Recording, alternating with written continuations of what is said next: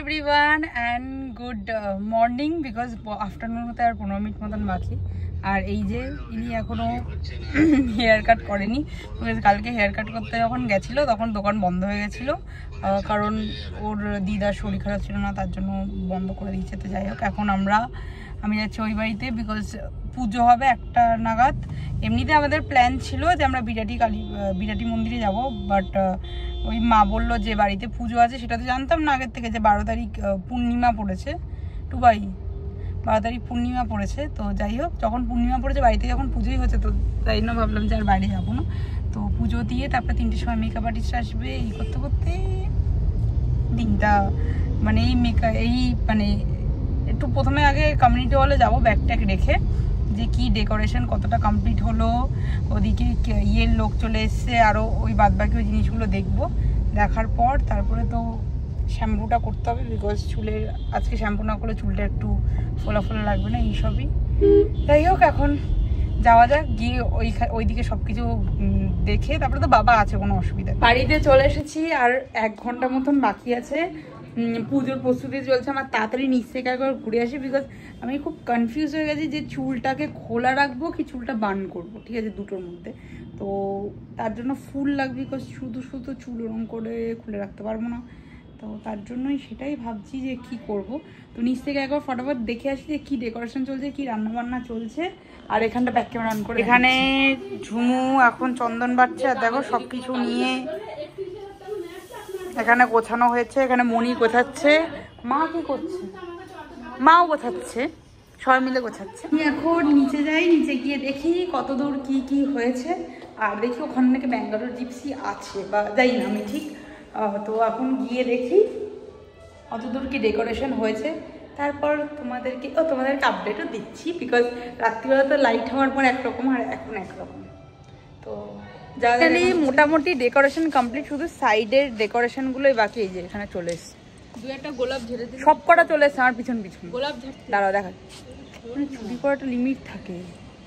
আরে একটা চাইলেই দিয়ে দেবে। গোলা কাকু কোথায়? গোলা আরে আরেকটা যে কাকু একটু বলো, ওই যে ওখানে চেয়ার বার করছে, তো একটুখানি কাশনটা একটু সাজিয়ে দিতে বলো। তুমি কোথায়? ওই তো চেয়ারগুলো সাজিয়ে করছে, দেখতেও পাই না। আমাদের বোর্ড চলে এসেছে, ফার্স্ট ইয়ার অ্যানিভার্সারি। এইটা পুরো স্টেজটা, এখন শুধু এই পোর্শনগুলো ডেকোরেশন হবে, আর মোটামুটি ডান। কেমন লাগছে জানিও ডেকোরেশনটা। হ্যাঁ, রজনীগন্ধার লাইট চেন কেন রেখেছে আমি জানি না। এইগুলো কি লাগাবে? কোথায় লাগাবে বলো মা? ঠিক আছে। এই যে রাউন্ড টেবিল, আর এখানে বুফে কাউন্টারের সেটআপ টেটআপ লেগে গেছে, কিন্তু এতগুলো টেবিল লাগবে না, এগুলো কমাবো।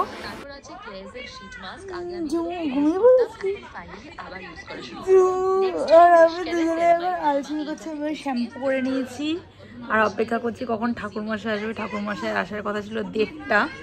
সবকিছু গোছানো হয়ে গেছে, বাট এখন বাজে 2টো। আমার বিকেলেও পাচ্ছে, বাট ঠাকুরমশাই এখনো আসেনি, আর ঠাকুর ওখানে সব গোছানো হয়ে গেছে। ঠাকুরমশাই এসে ওয়েট করে, বাট এখন সব গোছানো গেছে, দেখাচ্ছি তারা। মা আবার দেখাচ্ছে, এখানে সব গোছানো হয়ে গেছে। মা মণি আবার চুড়িদারের উপর শাড়ি পরেছে, মাও এখানে শাড়ি পরেছে। সবাই শুধু আমরা অপেক্ষা করছি ঠাকুরমশাইয়ের জন্য।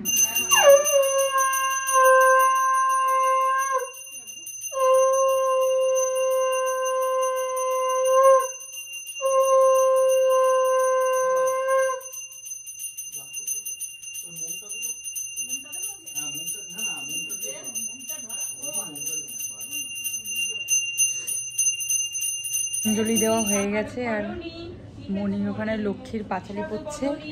আর যেহেতু মেকআপ আর্টিস্ট চলে আসবে, তো তাড়াতাড়ি খেয়ে নিতে হবে, তার জন্য আমি একটু খেতে বসে পড়েছি। ওদিকে বোন একটু আলু কাটছে, কারণ মা আজকে সেভাবে রান্নাবান্না করেনি কিছু, তাই একটু ঘি ভাত আলু ভাজা খেয়ে নেবে সব। তাই হোক, আগে দেখাচ্ছি আমার ফেভারিট জিনিস যেটা আজকে খাচ্ছি লাঞ্চে। এই হলো ইলিশ মাছের তেল, আর এটা হলো ওই লেজার উপর একটা মাথা ভাজা। ইলিশ মাছের খাই আমি শুধু ইলিশ মাছের তেলের জন্য। ঝুমু ইলিশ মাছ খাই ইলিশ মাছের ডিমের জন্য, আর আমি ইলিশ মাছ খাই ইলিশ মাছের তেলের জন্য। তো এখন বেশি দেরি না করে মানে কত এক্সাইটেড হয়ে গেছে কখন খাবো, তাদের উল্টো পাল্টা বলছে তাড়াতাড়ি খেয়ে নিই, আস্তে আস্তে কথা বলছি। আমি মনে ওখানে তাড়াতাড়ি বলছে, তার জন্য তাড়াতাড়ি ফাইনালি আমি এখানে রিং লাইট সেট আপ করেছি। না সিরিয়াসলি ভালো লাগছে, রিং লাইট সেট আপ করেছি রিলস বানানোর জন্য, মানে 2-3টে ভিডিও বানাবো আর কি লুকে। তো যাই হোক, এখন আমার না এই চোখটায় আচানক সেই লঙ্কা এরকম করে মানে ফাটাতে গিয়ে লঙ্কার বীজটা চলে গেছে, তো তার জন্য চোখটা লাল হয়ে গেছিলো। বাট হ্যাঁ এখন ঠিক আছে। তো তার জন্য আমি ভাবলাম যে আমি একটু পরে মেকআপ করবো। মেকআপ আর্টিস্ট চলে এসছে, যার কাছ থেকে আমি আর আইবুড়ো ভাতের লুক, দিদির বিয়ের লুক, মেহেন্দির লুক সব যার কাছ থেকে করেছি তাকে আমি বুক করেছি। বিকজ তাকে আমি একদম খুব 100% দিয়ে ট্রাস্ট করতে পারি। আর আমি কখনো ওকে বলি না যে আমার এই লুক চাই ওই লুক চাই, ঠিক আছে? ওর যেটা ভালো লাগে চাইর সাথে সেটাই ও করে দেয়। তো তার জন্য যাই হোক, তো বোনকে আগে করতে দিয়েছি, পরে আমি এখন ফাইনালি মেকআপ করতে বসেছি। চোখ টোক সব ঠিক আছে। তোর মেকআপটা একটু দেখা আমার দিদি বলে আমার মুখটা একটু ঝেড়ে দিতে, কালো কালো গুঁড়ো করে দেখি। এখন দেখাতাম পরে দেখাবো, তো ওটা লুক শেষ করে। তাই এখন মেকআপ করবো, ঝুমাকে ভিডিও করে দেবে। গাইস ফাইনালি আমি রেডি হয়ে গেছি, আর এখানে এখন মা রেডি হচ্ছে। নিচে যাবো একটু সব কিছু সেট আপ বাগেরা দেখতে। মা রেডি হচ্ছে দেখাচ্ছে, বোন রেডি হচ্ছে, সে মা রেডি হচ্ছে এখন। আর প্রিয়াঙ্কা দিয়ে এখনো কাজ করছে এখানে, 7টা মতন বাজে। এখানে বোনও রেডি হচ্ছে। কি কোথায় মাথা ঝুটির জন্য? ঝুমুর কি বান হবে? হ্যাঁ, তোর চুলটা হ্যান্ডেল করতে সুবিধা হবে। বাট জানিস এইটা একটু মানে এই টাইপের ড্রেসের সাথে যদি স্পেগেটিওয়ালা ব্লাউজ হতো তাহলে ভালো লাগতো বেশ। স্পেগেটি মানে ওই হ্যাঁ নুডলস, ঠিক ভালো লাগে। ঠিক আছে, আমি নিচে রেসপন্সিবিলিটি তো আমি আমার ভাইকেই দিয়েছিলাম, বলেছিলাম তুই একবার একটু ঘুরিয়ে দেখিয়ে দিস যে ডেকোরেশনটা কেমন। বিকজ আমি তো ওখানে এত বিজি থাকবো যে আমার পক্ষে পসিবলই না। এটা ছিল আমার পুরো ওই ব্যাকড্রপ, মানে আমি যেখানটা দাঁড়িয়েছিলাম ওই জায়গাটা একটু ডেকোরেট করেছিলাম। সুইমিং পুলের পাশে একটা স্পেস ছিল, ওটাই করেছিলাম, কারণ কমিউনিটি হলটার ওখানটা আমি শুধু চেয়েছিলাম খাওয়ার জন্য। আমার আর টুবাইয়ের একটা ছবি, ফার্স্ট ইয়ার অ্যানিভার্সারি লেখা, আমাদের নাম লেখা, আর সুন্দর করে একটা ব্যাকড্রপের সাথে ম্যাচিং করা একটা গেট, আর কালারটা এনিও ম্যাচিং হয়ে গেছে। স্টার্টারে খুবই সিম্পল চিকেন পকোড়া আর কফি, আর মেন কোর্সে ছিল হচ্ছে বাটার ফ্রাই, যেটা সবাই বলছিল দুর্দান্ত হয়েছে, বাট লাস্ট মিনিট আমরা কেউ পাইনি। তার সাথে ছিল স্যালাড, অ্যান্ড তার সাথে ছিল মাটন বিরিয়ানি। মাটন বিরিয়ানিও ছিল, চিকেন বিরিয়ানিও ছিল, তার সাথে ছিল চিকেন চাপ, অ্যান্ড তার সাথে চাটনি ছিল যেটা মিক্সড ফ্রুট চাটনি, আর তার সাথে রসগোল্লা ছিল, গুড়ের রসগোল্লা, অ্যান্ড আমার ফেভারিট এখনকার আরুণ আইসক্রিম অ্যান্ড হাজমালাও ছিল। তো এটা হলো কেকটা, যেহেতু ব্যাকড্রপটা এরকম কালার, তার সাথে ম্যাচিং করে এই কেকটা রেখেছিলাম। আর আমার লুকটা তোমাদের সাথে একদম লাস্টের দিকেই শেয়ার করেছি, বিকজ প্রথম দিকে আমার কাছে টাইমিংই ছিল না। আর আমি না একদমই এরকম একটু কন্ট্রাস্টে রাখতে চাইনি, আমি ভেবেছিলাম যেটা ভালো লাগবে ব্যাকড্রপ সেটাই রাখবো। বাট এনিহাও আমার এই ব্যাকড্রপটাই পছন্দ হয়েছিল। আর আমি কটা জিনিস সেম রেখেছিলাম, সেটা হচ্ছে আমার বিয়েতে যে পুরো ডেকোরেশন করেছে টাকা দিয়েই করিয়েছিলাম।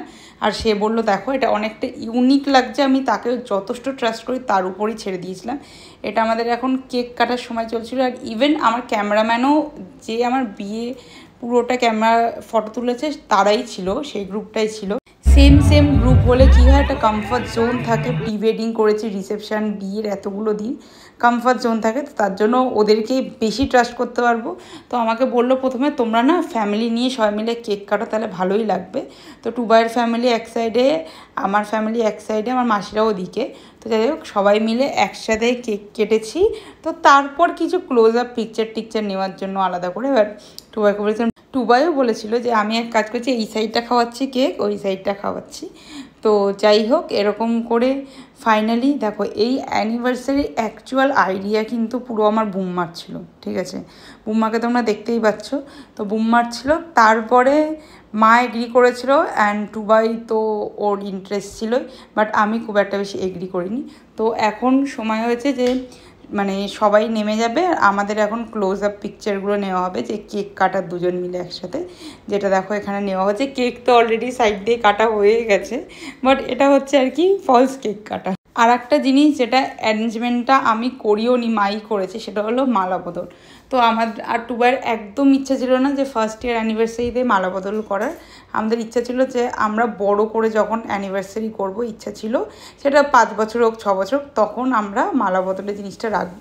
বাট মা সারপ্রাইজ দেওয়ার জন্য করেছে। আর তারপর ভাবলাম একটু কোল ফায়ার না হলে হয় না, তো বৌদাকে বলেছিলাম একটু কোল ফায়ার কটা লাগিয়ে দিতে। অ্যান্ড ফাইনালি এরকম করে অ্যানিভার্সারি ডান। সো গাইস, ফাইনালি আমি রেডি হয়ে গেছি। আর এইটা রেডি হওয়ার সাথে সাথে দিচ্ছি না, তোমাদের পরে দিচ্ছি, বিকজ রেডি হওয়ার পর আমি এত বিজি হয়ে গেছিলাম, তো তার জন্য দেওয়া হয়নি। তো ভাবলাম পরে তোমাদের সাথে একবার আউটফিট ডিটেলসটা শেয়ার না করে পারবো না। তো এই বেনারসিতে এই কালারটা যখন এথনিক বুটিকে লাইভ করছিল বেনারসি গিয়ে, তো আমার এই কালারটা খুবই পছন্দ হয়েছিল। পরে গিয়ে মানে পেয়ে গেছি, তো থ্যাংক গড। তো এটা আমি এথনিক বুটিক থেকে কিনেছিলাম। এটা পুরো মিনা করা একটা ওই পার্পল কালারটা বেনারসি, আর তার সাথে আমি নর্মাল কার্ল করেছি। কার্লগুলো না ঠিক মানে ওয়েদারটা যেটুকু গরম নষ্ট হয়ে যাবে, পরে আবার ঠিকঠাক করে করেছি। তো এই হলো আমার লুক।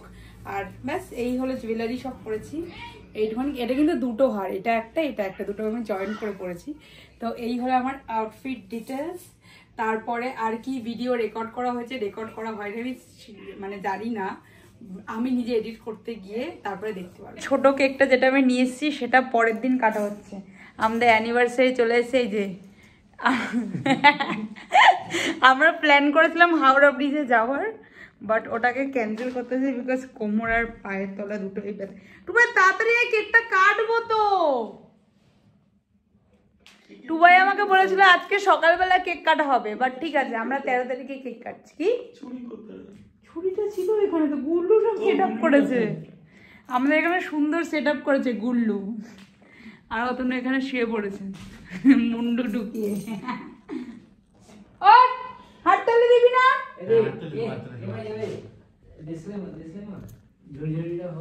দাঁড়াও আরো লাইট দিচ্ছি, ঠিক আছে?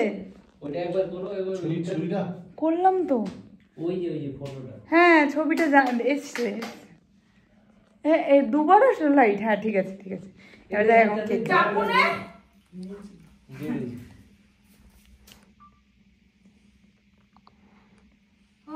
পুড়ে যাচ্ছে। এটা ফুটো কর না, পুড়ে যাবে। ফুটো আছে, কেকে যাবে, এটা আগুন দিলে হয়ে যাবে। এই হয়ে গেছে দিয়ে হ্যাপি অ্যানিভার্সারি। ভাই এরকম করে কি প্রত্যেক করে দিচ্ছে মানে অল্প একটু কম।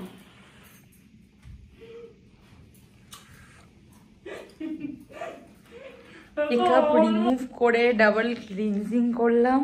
অ্যান্ড ফাইনালি 2-3 জন যে বন্ধুরা ছিল তারা এখন চলে গেল। এখন ঘুমাতে যাব। পায়ের তলাটা কেন ব্যথা, আই থিঙ্ক এতক্ষণ হাঁটা চলা করেছি, হিল টিল পরে মেবি তার জন্য কোমর ব্যথা করছে, এতক্ষণ দাঁড়িয়ে পায়ের তলা ব্যথা করছে।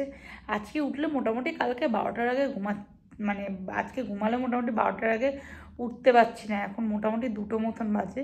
তো যাই হোক আজকে ঘুমাতে যাই। এখন এডিট করতে বসলে বুঝতে পারবো কতটা ভিডিও তুলেছে ভাই, কতটা তোলেনি, ঠিক আছে?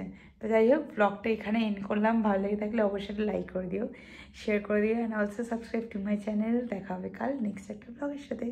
অ্যান্ড কালকে তো অবশ্যই আনবক্সিং ব্লগ থাকবে। তো যাই হোক টাটা।